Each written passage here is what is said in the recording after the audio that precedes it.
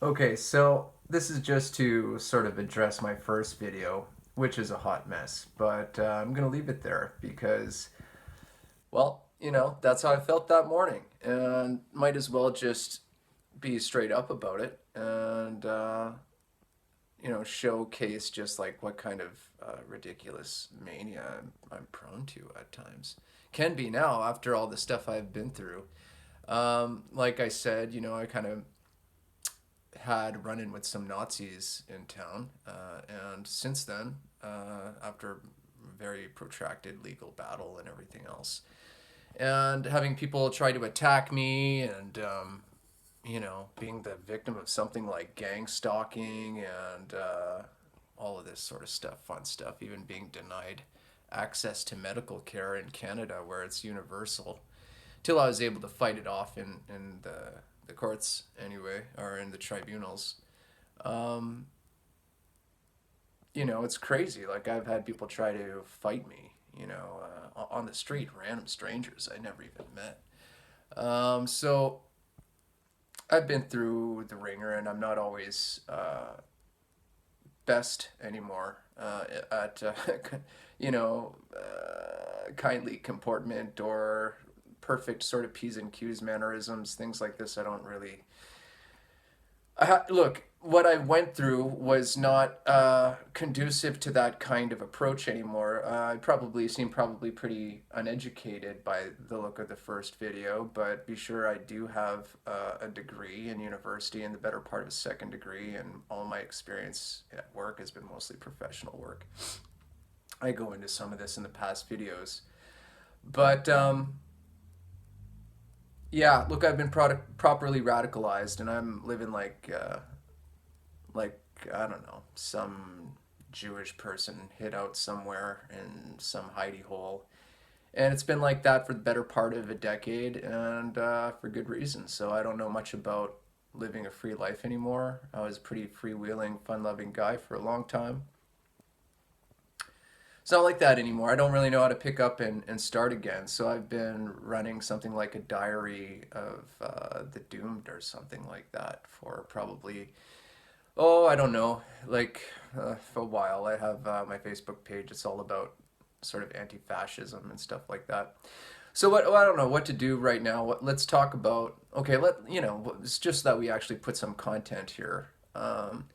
What do I mean by Nazism or fascism? Okay, let's just start with a basic definition. Okay, what is the enemy? What are we talking about? Okay, because there are all kinds of incarnations, they're all over the place. Almost everything that you see when it comes to institution today, be it religious, be it political, is designed to serve the fascist rulership, and has been put in place that way to function in such capacity for a very, very long time. I mean, we're talking throughout the course of generations, throughout history here, okay? It's important that we understand what it is. Well, so what is it? Okay, well, it's something that is pre-civilization, okay? It's designed to thwart the accomplishment of civilization, to thwart the establishment and maintenance of a civilization, okay, as can easily be perceived and built by rational men, okay, common philosophers, and goodwill actors, okay, men of the law, men of the law. What are we talking? We're talking about the destruction of the law, the destruction of reason, logic, and a commitment to union between all people in the name of working for and providing for each other and keeping each other safe, okay, and in a state of agreeable freedom, okay. So what is it? Well, it's an old tribal scam and control model that is as old as the beastly types of the world barely evolved enough to think, is as old as them trying to huddle in a tribal unit and then create hierarchies and structures of authority and leadership that then gave rise to opportunities for manipulation and goal seeking of a certain kind, as defined by a tribe, a panel of like tribal elders. It could be one major chief. It could be a sort of panel of mutually complicit would-be overlords of a kind. Now, they arose naturally, organically, out of what seemed to be like egalitarian kind of scenarios. Like, look, people just banding together and being like, look, okay, we're looking for food, hunter-gatherer society. I'm looking for food. You're looking for food. We can cooperate together and swap and trade, and we'll all have a better life as a result of us cooperating together, right? That's how it started. I mean, that's how our tribal beginnings were. I mean, look, I'm shivering alone in the cold. You're shivering alone in the cold. Well, we're better off together than alone, right? Well, we all recognized that pretty quickly. And then came, the emergence of the tribal structure, which is the result of people not only cooperating together for a time, but staying together once they realized the mutual benefit existed for survival and better outcomes than just scratching and clawing in reality alone, trying to survive, right? Create a little lean-to or some kind of mess of sticks to get under there when it's raining or it's cold at night. And then, you try to forage yourself. But you just do better when everybody is doing it together and feeding. And even from a hunting point of view, if you get a large animal is not easily bagged, okay, on your own when you're using, which probably is spear. This is the first weapon, the first hunting tool, okay? However, if you get a group of people with spears, now we can chase an animal down. We could, push them in this direction. Another group of guys can head them off at the turn. Now we got a problem because now that animal can't easily get out. You're going to run him into some kind of trouble here or there. Sooner or later, someone's going to get a shot. They're going to take him down. Now with an animal, you've got a lot of meat. You can't they don't know how to store meat. It took a while to learn how to dry it. And even then you're running and taking chances. So, you got to get rid of it quickly. I mean, to use it, you got to, it's a scenario that breeds prospects for a group, right? So the more you hunt, the more likely you are to get game, which spreads out. You got to spread it out quickly. There's no point hoarding it. You can't. It will rot. Okay? And so now we have a sort of beginnings of an organization of people, how they get things done. It's about getting resources. It's about collecting and dragging back resources. It's about then distributing resources and creating a hierarchy of people who present a sort of value to the group that are applied by some kind of a leadership, authority that tells them, oh, you're going to be on the hunt with us. You are not. You are going to take this position in the hunt and you are going to stay here and do this. And okay? So, it starts like that. And what you end up with, inevitably, is a structure wherein you've got some kind of a tribal chief, someone who's willing to put himself out on the line to be the leader and make the call in a group of people who want to be led, but who will also lynch that guy if he does things wrong. So there's some risk with being the leader, but if you can keep people basically satisfied, then they will raise you up. They raise you up and they'll hold you up. And they'll protect you. And you're protected by who? Well, that militant band of warriors and hunters that will generally follow him into the hunt. Or take his wisdom in leadership to go out where he says to hunt or how to hunt. If you come from a hunting community, you'll probably know the old grandfather or whatever who's been to all the hunting places and knows where the deer roam and where to sit and where to wait and how to, at the time of year when you're likely to meet someone. And the hunters respect that guy.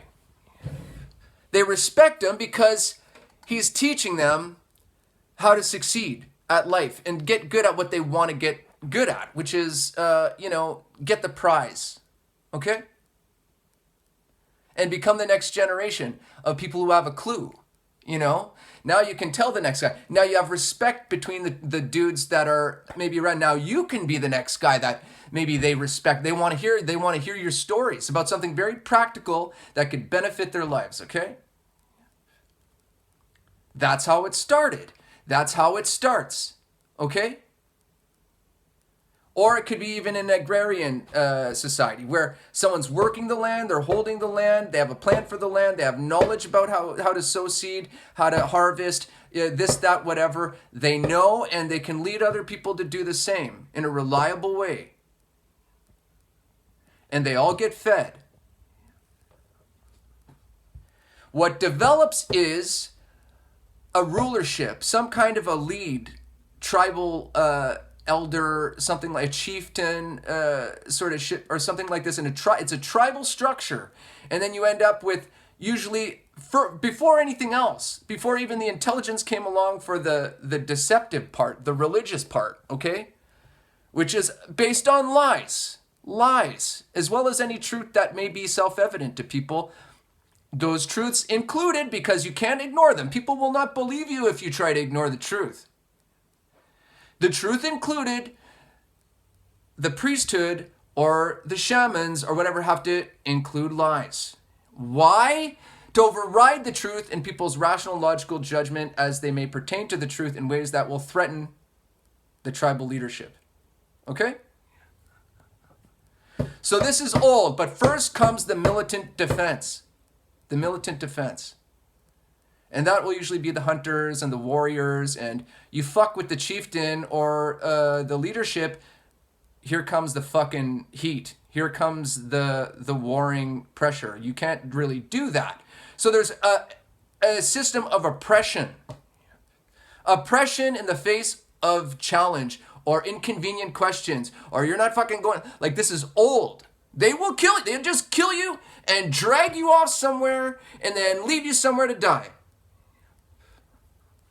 The country, they knock you over the head, they put you in the back of the truck, and they dump you in the ditch somewhere out on the highway.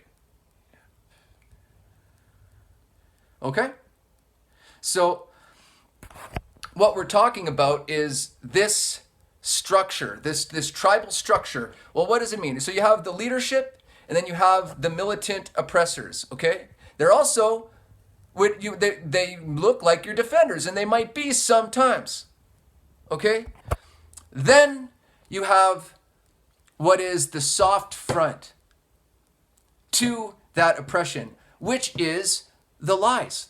And this is what modern day fascism is all about. It relies heavily on the lie, which is why you never get out of it. You're constantly being fed the lie because they're trying to keep you in your place in the way that fascists have always done. Satanists, okay? Because this structure mostly arises out of hunting, and it arises out of war. Okay? Those are its origins. Its natural origins, okay? Does that make sense? So, what is the root of it all, where it really goes wrong? You could have goodwill chieftains and even the warrior class just looking to help keep... Oh, I've got food here. Looking to keep people under a degree of relative sanity and control in line with the group objectives, not sort of create some kind of a problem that would, threaten the survival of the group and threaten the survival of its individual members, right? So you got to sort of watch out for upstarts and crazy rumors and just sick and nutcase ideas that are going to threaten the group, okay? Or just like, maybe someone's got the wrong idea. They get crazy with greed or whatever, and they want to take the leadership regardless of what's good for the group, right? Kind of like mutiny or something like this, right? So the problem is that greed enters into the picture, because once they realize they've got control of people, they've got influence, and they're hoarding. They're in control of the horde, okay? They're in control of the horde. As people produce, as the group's able to achieve objectives and gather resources, you have a leadership that is in charge of maintaining the stores in the horde. And they realized that given their influence, that they can exploit that fact. And they can start building wealth, and with wealth, consolidate and, make even more secure their power over the group. And in so doing, they began to really lie to people and really, really exploit and abuse them. And they went mad with power, with the understanding that they can kill people and get away with it. They can get rid of a problem that is a human being by throwing their weight around, using that militant faction, and just, if they can convince those people to do away with any logic or reason or ethics or morality that would otherwise stop them from doing it, if they can get them to do it, then they've got control, and then they can abuse power. And with the abuse of power comes greater prospects for gains and holding, and compounding possibility for further abuses of power. So this is what I'm talking about: Satanism, greed, okay? Greed, corruption. So, and the rule for power, above all, because with power comes wealth. And what they knew from the beginning was what you had to do was create an army of people who were willing to do anything they were told, no matter how barbaric. They had to overcome their moral compunction. Now, my point of view, my faith is moral vegan wonder. It's, absolutely the opposite of that. It's the opposite of Nazism and fascism. It's a philosophy. It's based on philosophy. They are looking to override their followers' rational judgment. That's the main objective. Okay? To submit to order. Their orders. Not order from law. Not order from that comes out of reason. Not order that comes out of logic. Not order that comes out with a common concern for your fellow man and even your own mortal soul. Out of chaos, the order. They need chaos. Chaos of mind and chaos of situation, in a way that keeps people under the thumb and under their control. And the people who follow them have to be willing to do what the leadership says. And the further they get into this game, the harsher the punishments for people who step out of line. Okay, so, well, what happens? How do they get this going? Well, it's simply greed. They prey on people's greed and their desire for the take. So all their, they create a hierarchy of reward. The biggest lump goes to the leadership, and then they start divvying up. In the old days, it would have been the next highest would have gone to the warrior class or the priesthood. Right? In India, the priests were called the rishis. They didn't call them rishis for nothing. The word rich doesn't come out of nowhere. It was based on sacrifice. If you look into the temple, the origins of the stories of their temples, which were lavish, ornate, hand-carved, elaborate, temples. They're so vastly expensive to produce. You couldn't even do it today, and people would shoot the people endeavoring to do it because it's so obviously socially devastating and economically wasteful and absolutely violent. The people who are poor in the nation who needed to be fed weren't getting fed, let me tell you, when they were paying a bunch of artisans and sculptors and craftsmen and goldsmiths and everything else to make those temples. Instead of giving them the money and feeding the poor, they would go in there to the temple at the lingam, right? Their idol that they put in place to represent Shiva's dick, which in the story about it was lopped off by the rishis. They blasted it off, okay?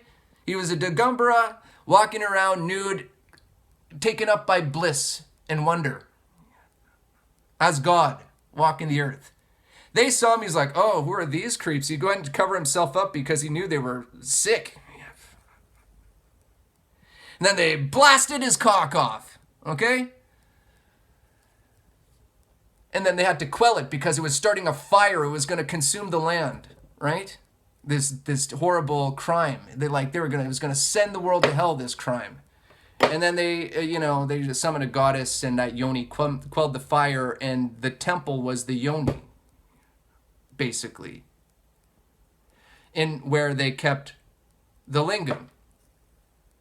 But now the freedom, the truth of whatever it is that Shiva represented, it's now in a box and held by the rishis, who are the enemy of Shiva. So how are they representing Shiva?